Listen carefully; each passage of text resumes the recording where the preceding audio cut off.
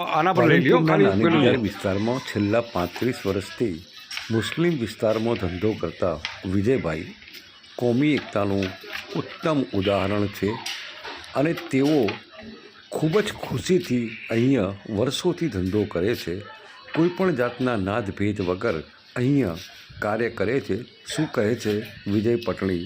વિજયભાઈ, અત્યારે રમઝાનના 2 દિવસ બાકી છે અને અત્યારે જે ફ્રૂટ અને અત્યારે જે મોટા પ્રમાણમાં તરબૂચ દેખાય છે, કઈ રીતના છે, ક્યાંથી આવે છે અને કઈ રીતનો વેપારને કેટલા સમયથી કરો છો આપ? હું છેલ્લા 30-35 વર્ષથી આ ધંધામાં છું, બરાબર. વત્તા આ વર્ષે આપણે રમઝાન મહિનો વહેલા આવવાથી આપણા બનાસકાંઠામાં હાલ ઘઉં, પછી ઘઉં રાયડાની ખેતી છે, એટલે આપણા બનાસકાંઠામાં થયા નથી, એટલે આ માલ હાલ મહારાષ્ટ્રથી આવે છે ને અમે અમદાવાદથી થોડું લાવીને અમારું જીવન ગુજારો કરીએ છીએ.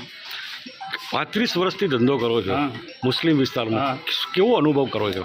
અમે પોતાના ભાઈ તરીકે રહીએ છીએ, ભાઈચારા છીએ. એમના વગર અમૂન ના ચાલે ને એમના વગર અમૂને ના ચાલે. અમે ઘેર હોઈએ તો અમારે 2 થી 3 વખત નાની બજારમાં આવવા જોઈએ, ચા પીવા જોઈએ, બધાને ભાઈઓની યારે હરીમળીને બેસવા જોઈએ.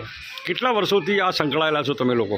અમે મારે તો હાલ 50 વર્ષની ઉંમર થઈ, પણ હું છેલ્લા 35 વર્ષથી મારો એનો અનુભવ છે ને 35 વર્ષથી બધું કામકાજ સારું જ દેખું. શું કહેવા માગો છો કોમી એકતા માટે કે કેવો સંબંધ હોવો જોઈએ ભારતીયોને? અમારે હોય કોમી એકતા જેવું છે જ નહીં. પોતાના ભાઈઓ જેવા જ રહીએ છીએ. અમે એકબીજા હારે મળીએ છીએ, હારે બેસીએ છીએ.